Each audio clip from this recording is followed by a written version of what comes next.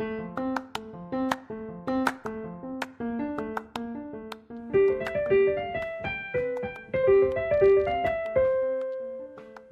to the new Chemist. We're glad you're listening.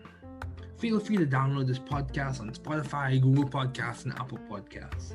Here on the new Chemist, we discuss chemistry, which simply put is the science of change, as well as the other sciences, careers, community, research, and COVID-19.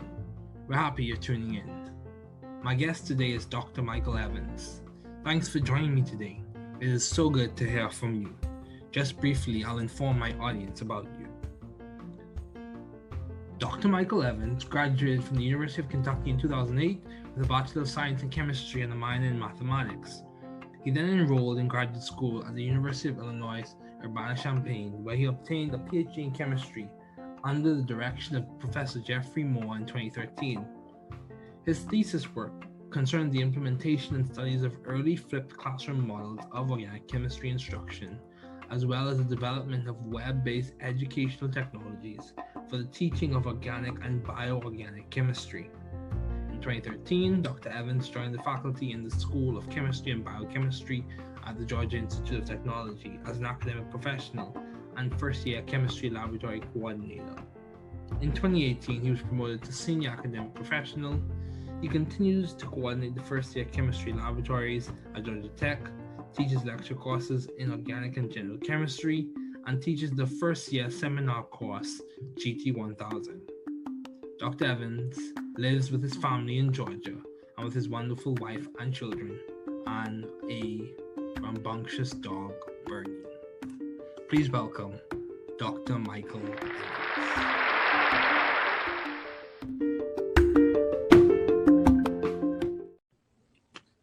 Thanks, Dr. Evans, for joining me today. It's good to have you on. Good to be here. So, what have been your long-standing interests in the field of science? So, I have a PhD in chemistry. I've been interested in chemistry for a very, very long time, specifically organic chemistry, and even more specific than that, organic chemistry education. So, I started my PhD in organic synthesis, ended up shifting gears to organic chemistry education, and I've been very interested in that ever since. Now my day job is general chemistry laboratory education, so I'm also interested in that. I'm very interested in expanding access to education, improving the quality of chemistry education, and using new technologies for those aforementioned goals, and interested in organic chemistry more broadly. So I follow the literature. I try to incorporate the literature of organic chemistry into my courses where I can.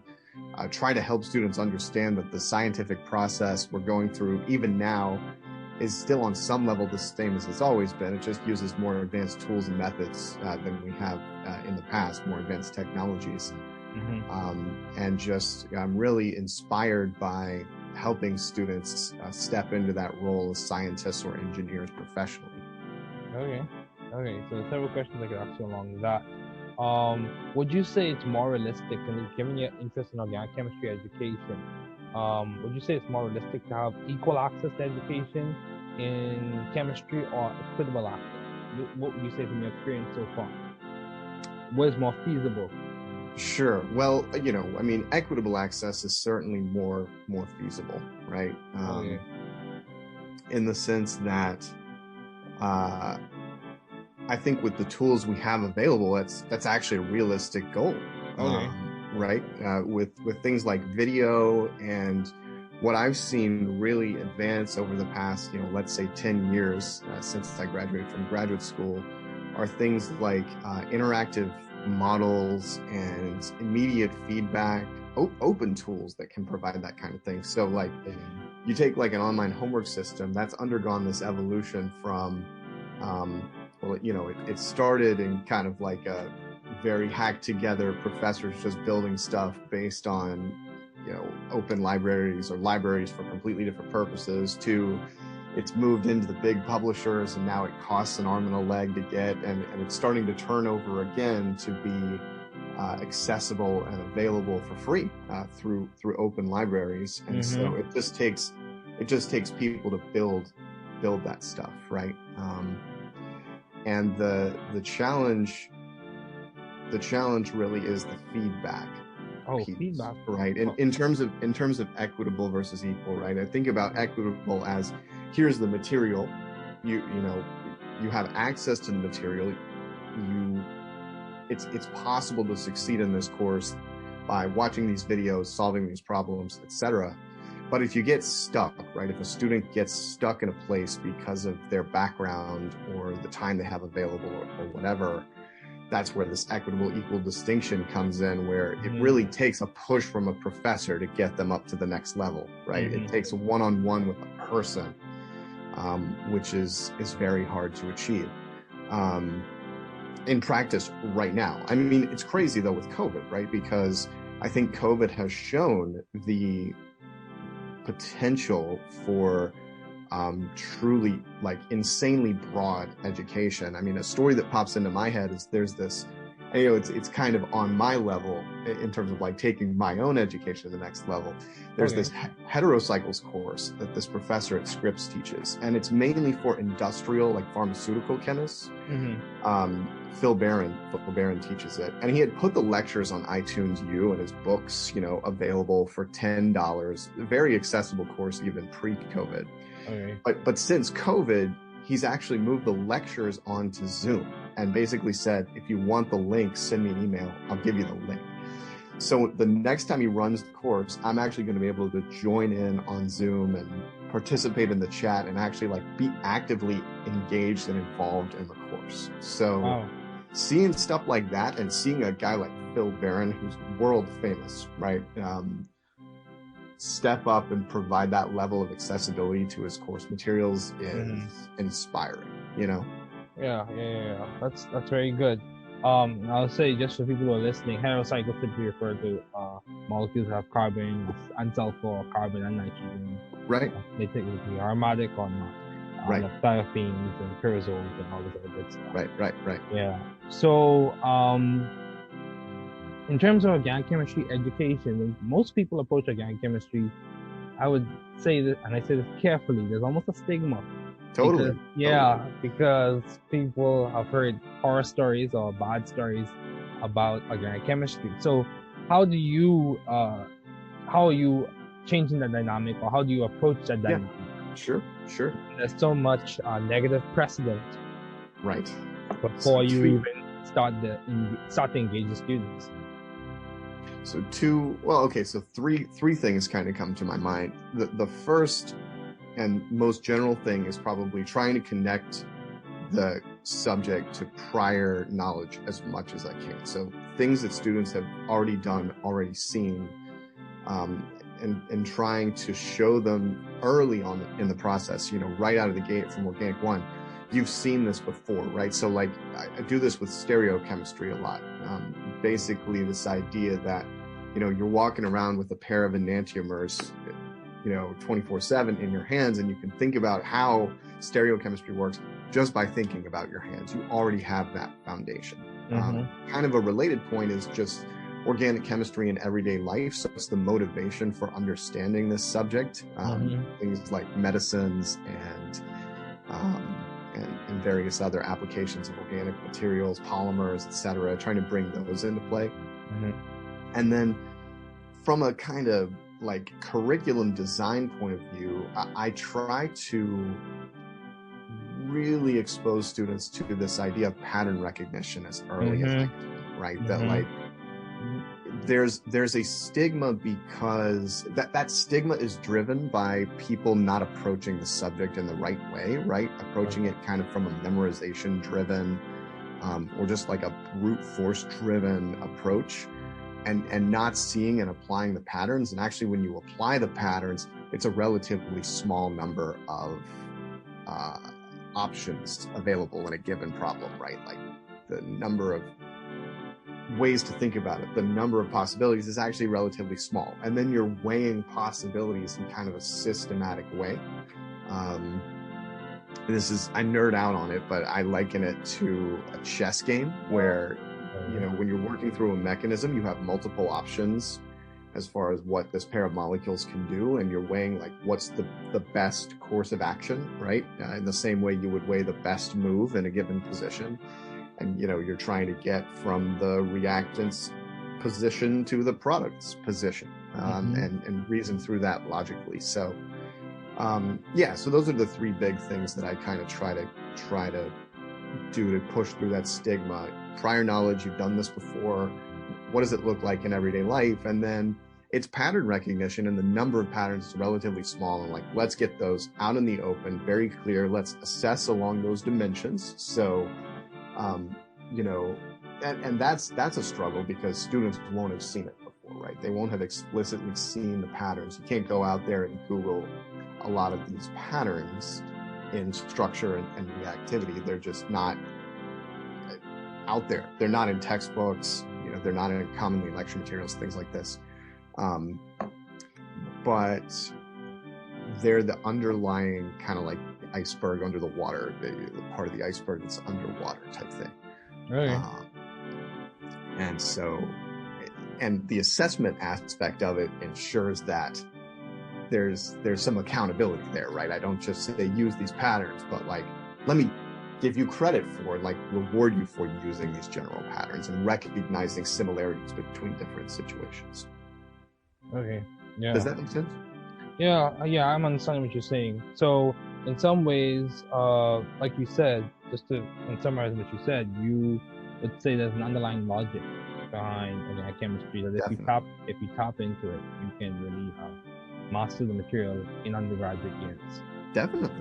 Yeah. So like you said, how do you primarily focus on the bigger picture? So how do you maintain view of the bigger picture in your career and in your life in general? Yeah, so that is a great question.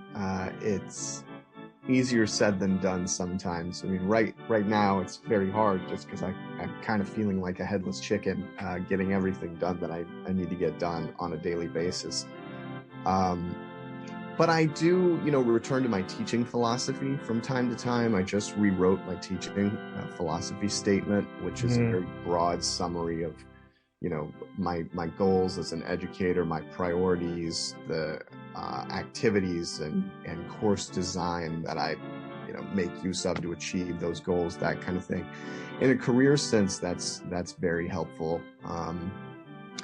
I will also kind of revisit periodically the courses I'm teaching and how they're going. I'll look at student evaluations, kind of survey students to see how things are going. That's all sort of career oriented.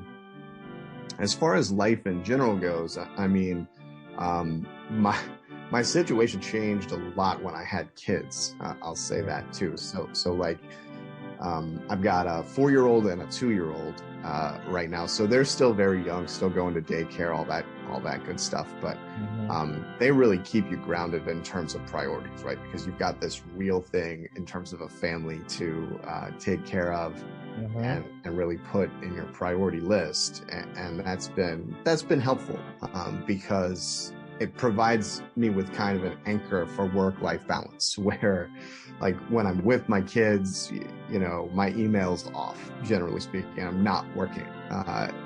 Before about 3 months ago, my wife was working weekends. And so I would have the kids on the weekend, kind of when she was at work, and then she would have the kids during the week.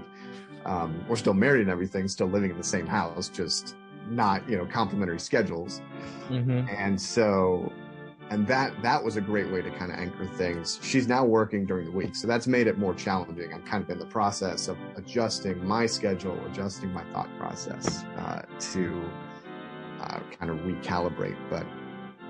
But yeah, and as far as life in general, I mean, you have to take some time to reflect on what things give you fulfillment, what things don't, and then judging in a career sense, what things that are not fulfilling do I still have to do because of professional obligations?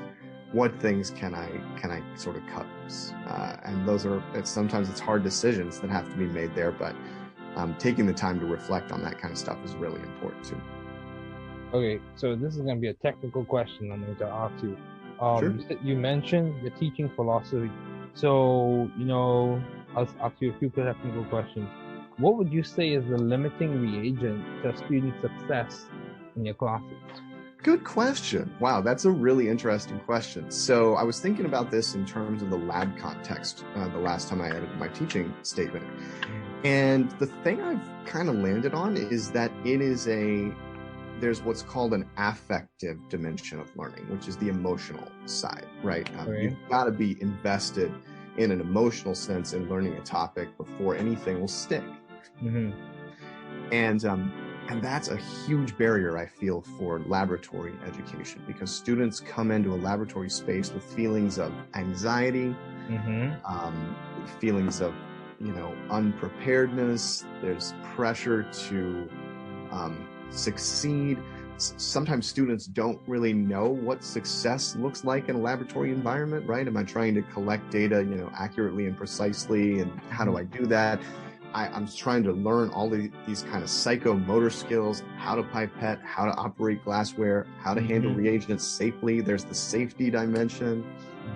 This affective side, particularly the anxiety that can come along with entering a lab room, is a huge barrier, I find, to success in lab courses.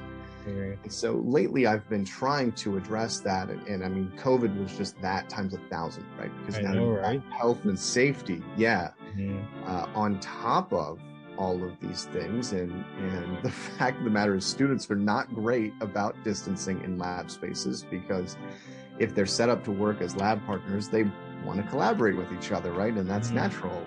And so there's all kinds of things going on there in terms of anxiety in lab spaces, and that is, to me, the number one barrier for student success in a laboratory setting. And whatever way I can ease that anxiety is something I try to pursue. So, like preparatory video resources, videos of me in the lab doing stuff, showing them how to use glassware. Providing resources in the labs, so QR codes to videos in the labs, and various other things. I'm putting iPads in the labs now, so that they can access resources during the lab period. Just absolutely anything I can do to lower that anxiety is, to me, going to provide the biggest benefits to student success. Wow, that's good. So, yes, definitely mental health is so important. Yes. Just because you encounter anxiety doesn't mean that's a bad thing. You just have to realize if you're encountering it, right, and seek to address it. Would you say that experience is the catalyst that allows you to overcome that activation barrier? Definitely. Yes. It's almost as if that's good. So my last technical question, as it relates to your teaching philosophy, would be: would you say, and this might catch you off guard, would you say that learning is selective or specific? Understanding material. If you approach material correctly, would you say it is specific in the chemistry sense or selective in the chemistry sense? So just for people listening, selective normally refers to like functional groups and like areas you selectively target. Right. Specific refers to something mechanistically intrinsic that results in a specific output. Right. So would you say our analogy is not tight enough? It kind of depends. Okay. I think what's interesting about that distinction is it tends to shift from what I would call specific to more selective as the student gets older. So you think about general chemistry and introductory, where the goal is kind of a lot of it is algorithmic, right? I'm taking an input, I'm producing an output, and then you have a very specific, this problem-solving method is tied to this type of problem, right? So in the sense of being specific, right? I see a buffer problem. I'm gonna, use this very specific sequence of steps to solve that problem, right? I see a gas laws problem, I'm gonna use PV equals nRT. And the problem solving method is tied to what the student perceives as it's this type of problem. The older you get, ideally, it becomes more of a selective thing where you can now apply multiple different problem solving approaches to problems that are in some sense bigger, right? And so you've got, various, say, problem solving approaches that can get you information about various aspects of a problem, and maybe one is more important than another. So it's selective in that sense, right? Okay. But to see the problem holistically, you have to kind of consider all of the various approaches that might be relevant to this particular problem. Okay. So what would you say is better, selectivity or specificity?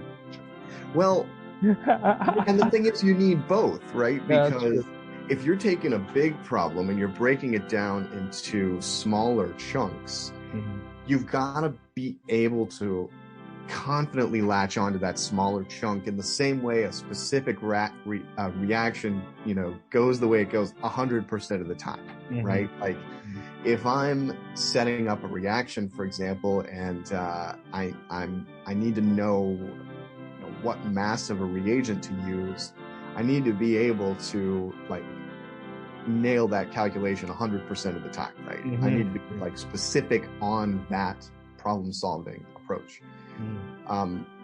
But when you're looking from a broader holistic perspective, you need to be able to bring different kinds of approaches to bear on a big problem. And that's more of a selectivity thing. So you kind of have this toolbox, right? And you need to know how to use each of those tools in a specific sense. But you also need to be aware of the idea that you may need to pull out multiple tools for a relatively big problem and use them in various proportions, various ways. Does that make sense? Yeah, it makes sense. You need versatility. That's what you said. So how have you been adaptive and creative in the field of science?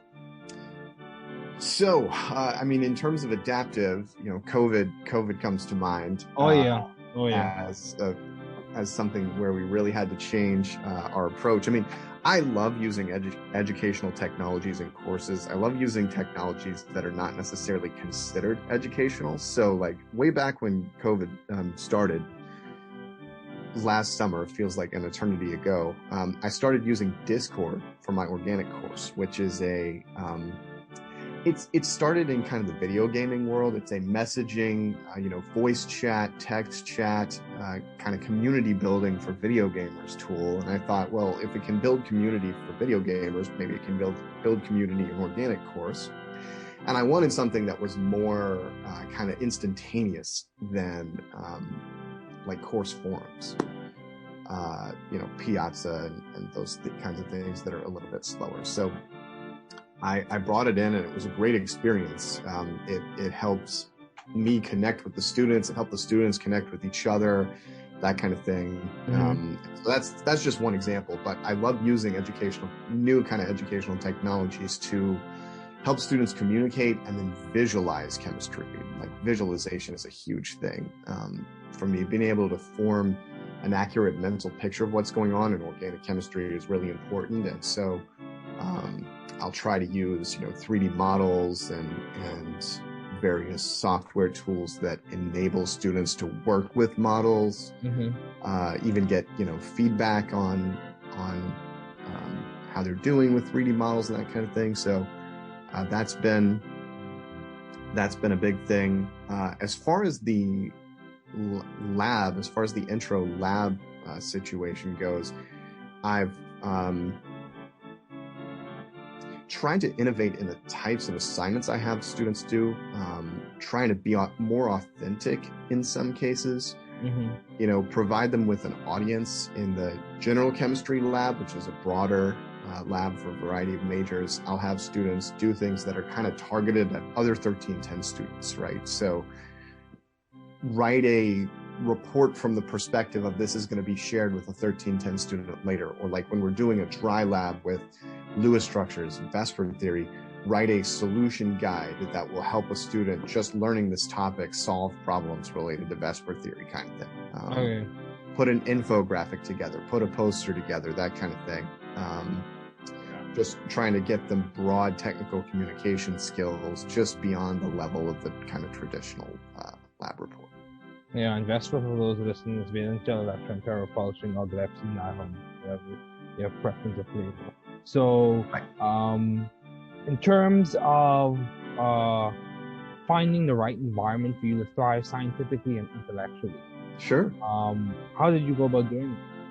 So, I mean, and I can kind of take this back to my graduate school experience where there's this distinction in graduate school with research advisors, right? Between kind of hands-on and hands-off. Yeah.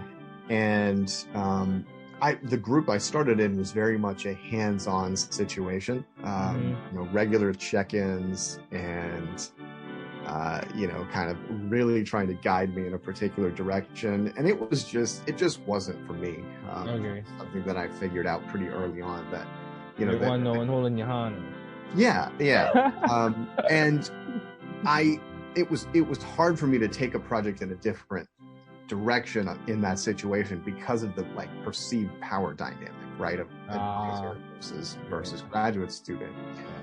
My second advisor was very much hands-off, and the projects I had almost complete freedom to take them in any direction I wanted to. So, a lot of our meetings were lunch meetings where we would sit down, catch up, and he would basically say, "What are you thinking?" I'd throw out an idea, and he'd say, "Go for it." And then we just, we just kind of go from there. I might have some, preliminary data, kind of anecdotal observations of what's going on in our class or whatever, and we just kind of run with that. Oh, that sounds good. And so the hands-off thing is something I definitely thrive on, and actually at Georgia Tech, it's a great place to be for that. Well, sort of, right? I mean, it's a bit of a double-edged sword. So I figure out that's what I like, and Georgia Tech does that in some ways very well, and in some ways not, right? So as far as how I teach my classes, and what kinds of assignments I give, the schedule of topics, a lot of freedom within classes to kind of do whatever I want that I feel is effective for instruction. That's been really nice because I feel like I've been able to create a student experience that's pretty good in the grand scheme of things, just by doing things that I've tried and I've been able to see. I don't have to take someone else's word at this works, so you're going to do this kind of thing, right? And sometimes I'll just ignore advice, right? So to give you an example, a COVID-related example, how to administer exams, right? Should I use a proctoring service? Should I, make them, completely locked down? How should I do this? Based on my prior experience, my instinct was to make them as open as possible and just make the exams more challenging or just different in a way that requires students to really draw on their knowledge. And the internet's not going to help you kind of thing. And I was able to go in that direction, and it was pretty successful in the grand scheme of things. Even though kind of the message from on high was, this proctoring service is here, you can use it. There was a bit of a push from administration to go in that direction. In other ways, school's more handhold. It's more hierarchical than where I went to graduate school at Illinois. It's more centralized. Okay. So you'll get kind of messages from on high, and in committee work and things like that, it's harder to it's harder to have that freedom to kind of go your own way, in my experience. Yeah, I understand. I understand what you're saying. Yeah. And I would say in some instances, I would say many cases, having a more open exam that allows for higher level thinking and critical analysis is a more realistic evaluation of the student's performance. Yes, exactly. Because students typically are inclined to collaborate on those lockdown browsers and all those other things. Right. Yeah. So Right. if we're just being real, Right. Yeah. Right. So that's Absolutely. good. That's good. So how do you maintain a balanced life given all your responsibilities and accomplishments? Would you say you are maintaining a balanced life, Dr. Evans? Or trying to? Yeah, I was going to say, I don't do a fantastic job of that Right. at times, but I mentioned the family kind of keeping me grounded, which is key. I do have hobbies. I've been really bad about kind of following my hobbies and balancing my hobbies against everything else lately, because it used to be tied to a sense of place before COVID, and for me it to some extent still is, because I still coming to work most days, and I'm here in the labs doing stuff. Being physically in the labs kind of puts me in the work mindset. Being physically at home often puts me in the I'm at home with my family mindset. That's definitely blurred though, right? Since I'm spending more time at home, working more at home, that's been hard. So the place is a thing. In terms of the hobbies, I like running, I like hiking, so going out in nature and just kind of disconnecting has been important. Playing chess, playing video games, doing those kinds of things, trying to connect with friends virtually, maintaining a social life as best I can has been really important. And that kind of thing. I mean, it's way easier said than done. And the thing is, and eventually you have to start saying no, right? And like, so this is good advice for anyone who's younger, where you may feel like my schedule's kind of empty, right? Or like you get to the end of the semester and it's like, what do I do now? What do I do like over break to maintain fulfillment or whatever? Your schedule will fill up. As you gather accomplishments, people start realizing, oh, you're great for so and so, right? So like, oh, he ran these online exams over the summer and they went great, so let's like draw him in as an expert on this topic and have him to talk at faculty meetings, or like people start emailing you, your inbox starts filling up, and so the time just starts filling up, and eventually you have to start saying no. And that's hard, because that really requires you to reflect on like, what are my priorities and how do I not say no to something that I really should say yes to, or vice versa, say yes to something that I should really say no to. And I think reflection is the key to that, like reflecting on the bigger picture helps you say no. Because even if there's a little bit of drama associated with, you turning something down, that it's the right decision in the long run. Yeah, you're specific to your goals. Right. Right. Specificity as relates to your goals, just like specificity as relates to chemistry. So you mentioned this idea of place and mindset. Right. That's a very interesting dynamic, because I would say in some ways the places we occupy do affect the way we think, and they do affect our mental state and mental health.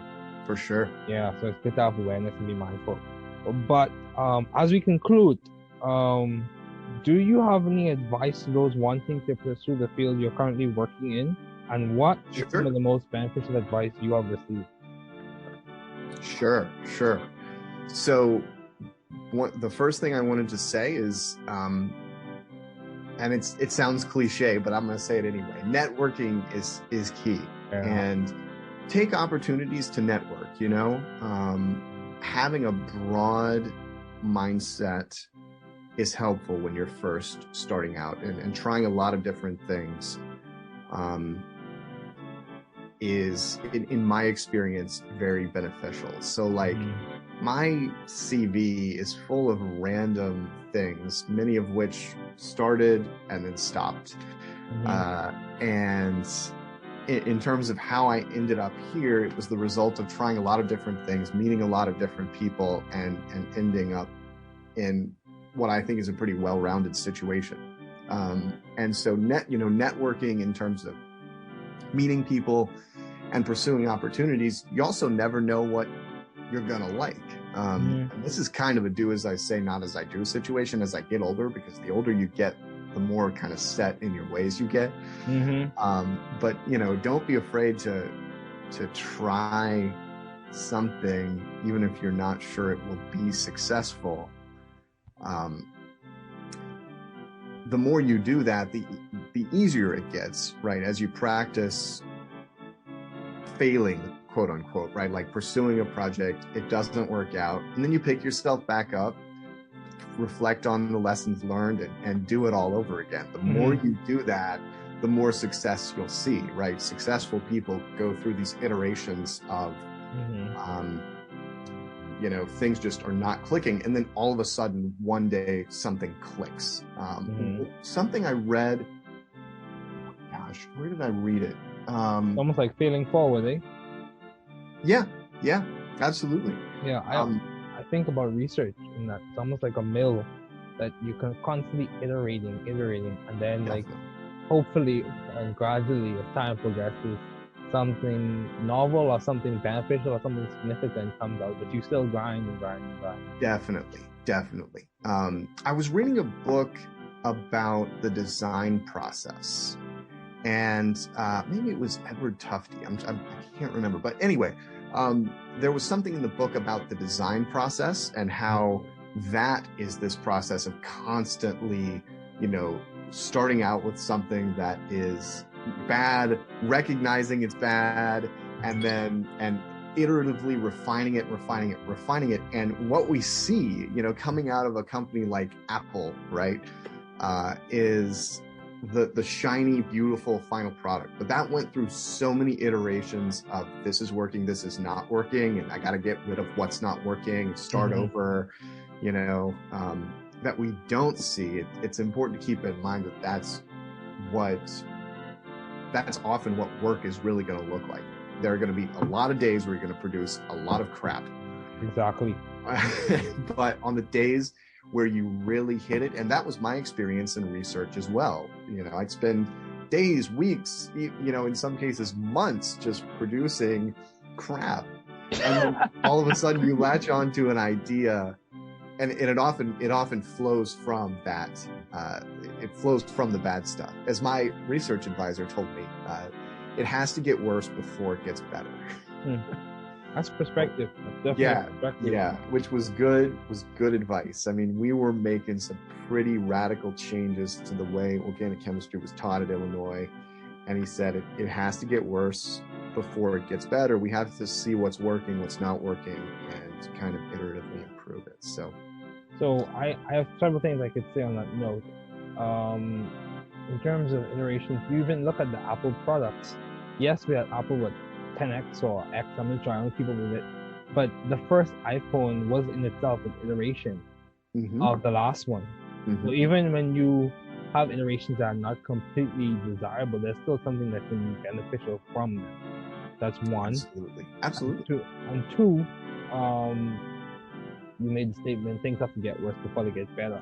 That even has some psychological aspects in that I've heard people say a part of building resilience, a part of the process of becoming resilient, falling apart is a part of that, and engaging in that falling apart process. So deconstruction before you reconstruct and improve. Yes. Yeah. So that's definitely that conversation can go on for a while, but it is definitely good to have you on. Thanks, Dr. Evans, for joining me. It was a pleasure.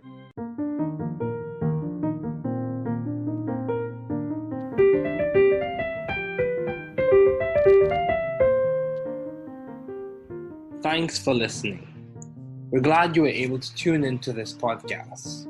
Once again, this is The New Chemist, where we discuss chemistry, which simply put is the science of change, as well as the other sciences, careers, community, research, and COVID-19. Thanks again for listening.